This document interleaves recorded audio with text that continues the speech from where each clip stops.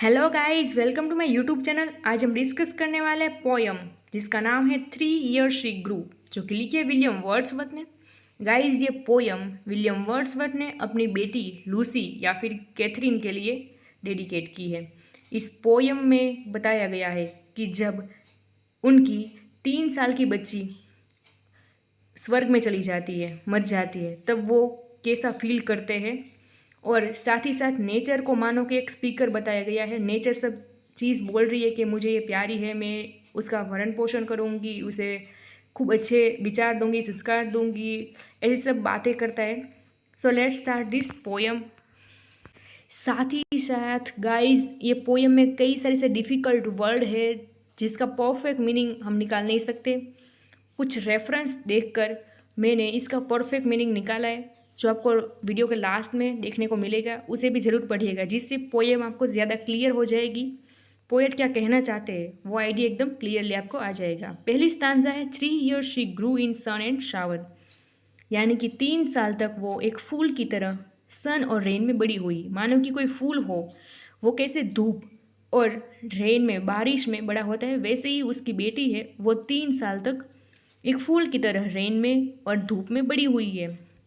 The nature said, फिर nature ने कहा, अ लवली फ्लावर, यानी कि इतना सुंदर फूल ऑन अर्थ वॉज नेवर सोन, इसके जैसा सुंदर फूल आज तक दुनिया पर बोया ही नहीं गया। The styled I to myself will take, इसके जैसा फूल आज तक पृथ्वी पर पाया नहीं गया, नहीं खिला है, और इस बच्ची को मैं खुद गोद लूँगी। शी शैल बी माइन, वो आज के बाद मेरी होगी।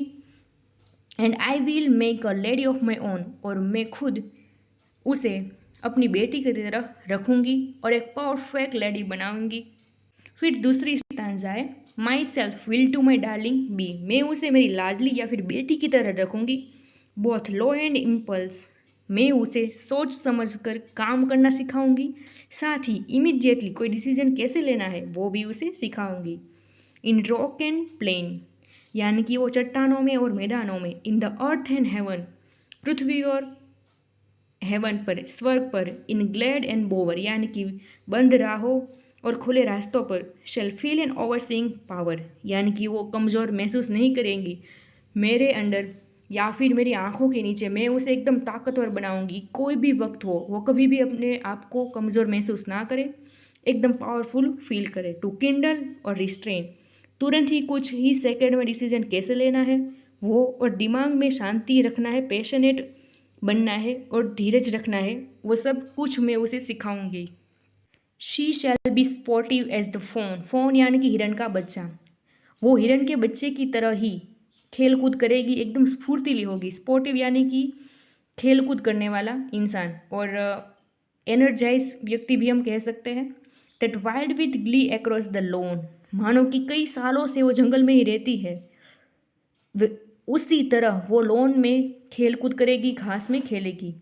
फिर है और अब द माउंटेन स्प्रिंग, स्प्रिंग्स यानी स्प्रिंग के जैसा उछल कूद करना, वो माउंटेन में भी उछल कूद करेगी। And hers shall be the breathing balm, and hers the silence and the calm of mute insensate things, जो निर्जीव चीज़ है, एकदम म्यूट है, वो बोल नहीं सकती, वही चीज़ों को वो खुद मौन रहकर भी एनर्जाइज करेगी, उसे एक नई ऊर्जा देगी, सभी चीज़ों को जीता जागता कर देगी। फिर चौथी स्टांजा है, the floating clouds they state shell land, sky में फ्लोटिंग यानी तैरते हुए बादल है, वो अपनी पीठ पर लूसी को बिठाकर अपने स्टेट में, अपने राज्य में ले जाएंगे।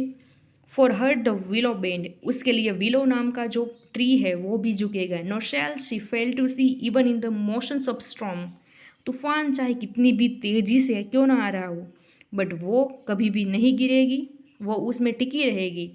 Grace that shall mould the maiden's form by silent sympathy, फिर नेचर कहती है कि मैं उसे सुंदरता देकर एक परफेक्ट लेडी का रूप दूंगी, शांत और सहानुभूति रखना भी सिखाऊंगी। साइलेंट यानी शांत, और सिंपैथी यानी सहानुभूति। फिर पांचवी स्टांजा है, the stars of midnight shall be dear, generally बच्चों को स्टार प्यारे लगते हैं, बट यहाँ कहा है कि लूसी को स्टार्स प्यार करेंगे।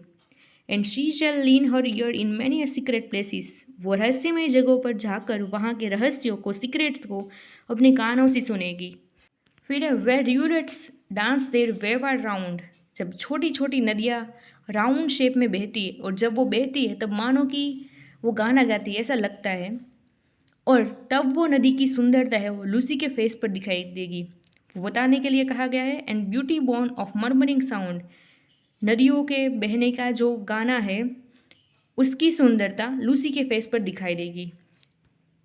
फिर है and vital feelings of delight, यानी कि लूसी को बहुत खुशी महसूस होगी। Shall rear her form to stately height, nature उसका पालन पोषण करेगी जब तक वो बड़ी ना हो जाए तब तक।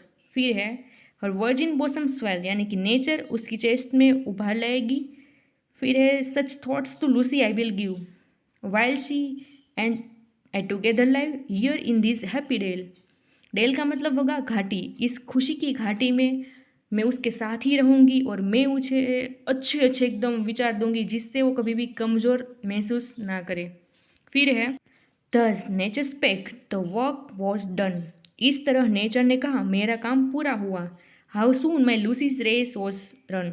गाइज यहाँ तक दस नेचर वाली लाइन है, वहाँ तक नेचर ही बोल रही थी मैं लूसी को ऐसा करूँगी ऐसा करूँगी ऐसा बनाऊँगी। अब जो पोएट है उसके फादर है विलियम वर्ड्सवर्थ, वो बोल रहे हैं how soon my Lucy's race was run, कितनी जल्दी मेरी लूसी की ज़िंदगी खत्म हो गई। शी डाइड, वो मर गई। एंड लेफ्ट टू मी, और मेरे पीछे क्या छोड़ गई। This heath this calm and quiet scene, एकदम शांत सुकून भरा माहौल छोड़ गई। The memory of what has been, उसकी सुकून भरी याद ही मेरे लिए वो छोड़ गई। और ये सी यादें जो एक बार मेरे जीवन में बन चुकी है, मेरे जीवन का हिस्सा बन चुकी है और अब फ्यूचर में कभी भी इसके जैसा समय नहीं आने वाला क्योंकि लूसी इस दुनिया में नहीं रही।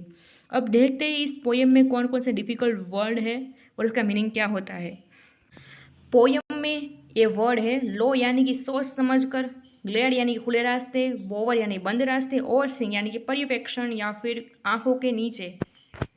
फिर एक किंडल यानी कि तुरंत कोई काम करना, रिस्ट्रेन यानी धीरज रखकर काम करना, स्पोर्टिव फुर्तीली या फिर खेलकूद करने वाला, वाइल्ड यानी जंगल के वातावरण के मुताबिक रहना, और ब्रीथिंग बम यानी जीता जागता करके सुकून देना।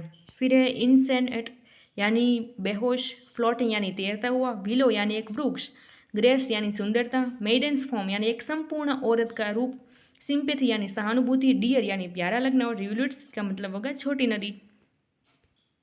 पास यानी दिखाई देना, विटल यानी जीता जागता, रियर यानी पालन पोषण, डेल यानी घाटी, और रेस वॉज रन का मतलब होगा जीवन पूरा होना।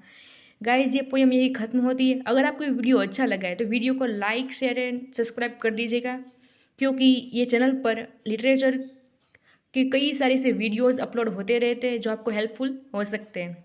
Thank you. साथ ही साथ गाइज आपको ये वीडियो कैसा लगा है वो भी कमेंट सेक्शन में बताइएगा।